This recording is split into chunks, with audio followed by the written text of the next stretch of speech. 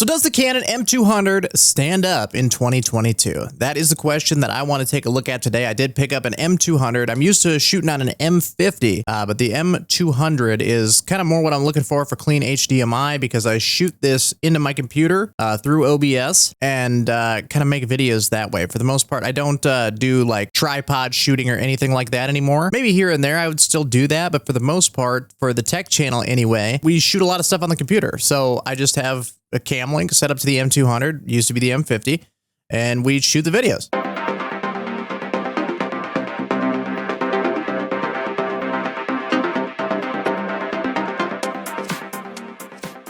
So this is what we have right now as a picture. Basically, I went in and I installed CineStyle on this. Let me just see, there's OBS right there. Look at that. I don't know how this picture profile is going to work while shooting my desktop. Didn't really think about that. Yeah, maybe just for talking head portions, this is what we use. But I wanted to see, in the year 2022, is $450 for the M200 good? Now, the reason that I bought it was because I wanted to do some live streaming stuff on the gaming channel. You can find that at McCavityCat on YouTube. I'll leave that in the description down below. But I really wanted to, have certain settings that the M50 just wasn't having. And that was, you could still run the M50 into the computer, into OBS. Everything is fine. But it did not have clean HDMI out with autofocus. It has semi-clean HDMI out, which what you're seeing right now is clean HDMI out. On my camera screen up there, right above, like you're right here, right above you, I see a screen. And I see my shutter speed, my f-stops, I see my ISO or ISO, I see the shooting mode, I see the autofocus box on my face. You don't see any of that.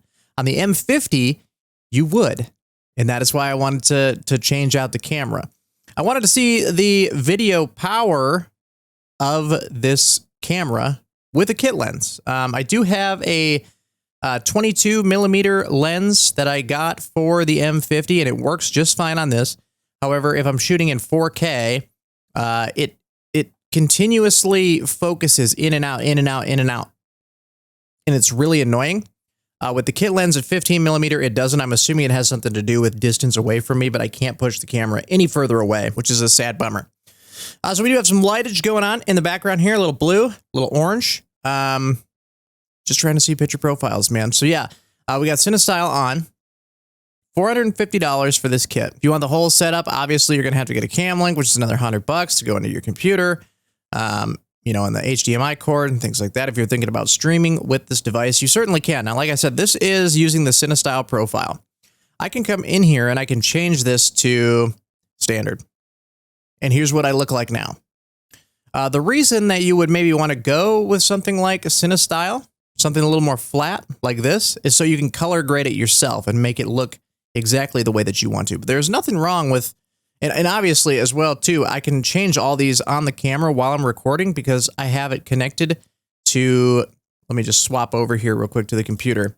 I have it connected to the computer, the camera connected to the computer, and have the EOS utility pulled up. You can just come down here to picture style and I can change anything. We can go portrait, we can go landscape, makes the blue change a little bit. Fine details. Now that's fine. Okay. I am super, I want to see what it looks like. Fine details. I don't know about that, right? That actually doesn't look too bad. But yeah, I really do enjoy the flat that you get from this, because then I can go in and I can change it to whatever I want. But maybe we'll goof with that a little bit more later on. One thing that you have to remember when you're thinking about doing a setup like this, or getting a camera to stream with, or, you know, just shoot tech videos, but you want to record directly into OBS or directly into your computer, is that it is not the cheapest option out there. Obviously, it is going to look the best. Even an M200 is probably going to look way better than any webcam that you have on the market. Although I will say that the Elgato StreamCam Pro just came out, and that is looking pretty spicy. It's looking pretty good. And that's $350, I think. So that might be an option to take a look at too, if you're looking for cameras and things like that to kind of start your YouTube creation or streaming or other things like that, or you just want to take pictures of your kids on their birthday or something like that, or video. I'm not going to go into all the details of this camera and why it's, all the specs and everything like that. I will say it is extremely tiny. It is a very, very small camera. It fits in the palm of my hand sideways. I mean, it's tiny. It is probably one of the smallest mirrorless cameras that have interchangeable lenses. So it's not much bigger than a webcam. It's kind of just sitting up there. Obviously, the lens shoots over a little bit, but other than that, it's a very, very tiny camera. So it's out of the way. It's just mounted up there. And really, what I was more curious about was if I wanted clean HDMI out, how well is the Canon M200 going to do me for? Right? Is that do people say that? In reality, I think it comes down to your use case. If you want to create videos for YouTube, if you want to make tech videos, if you want to make how-to guides, if you want to make Pokemon card opening videos or gaming streaming, things like that, do you need to go out and get a $1,500 full frame camera lens? No, this will capture 1080p 60, send it right into OBS. It looks just fine. It'll also do 4K at 24 FPS, which is, again, that's about, what you see in a movie theater is 24 FPS. So, I mean, it all comes down to preference. If you want to use it for streaming, gaming creation, 1080p at 60 frames a second, it'll do. If you want to make more cinematic, you want to make talking head videos where you got the lights going on in the background and you want to color grade and do that, you could do that too. I feel like people just automatically skip to the biggest and the best out there and they don't really know how to use it, right? Like I was looking at $1,500 full frame sensors and I'm like,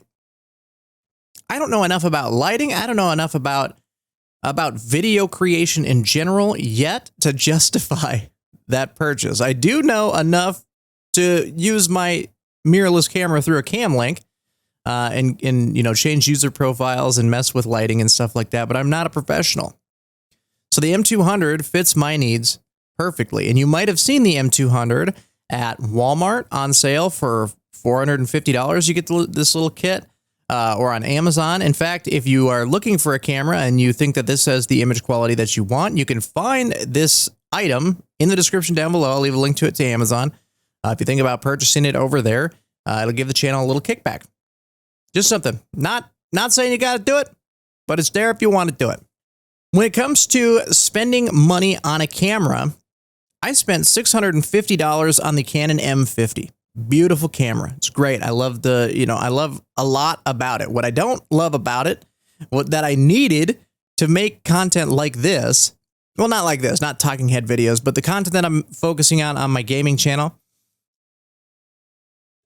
the no clean HDMI out killed me. And I didn't want to spend another $650 to $700 to get the Canon M50 Mark II when the M200 has very, very similar specs. $450. So I don't know, maybe in this video I'll mess with color grading in the background or be changing user profiles around, things like that. Let me know what you think. Would this be something that you would buy?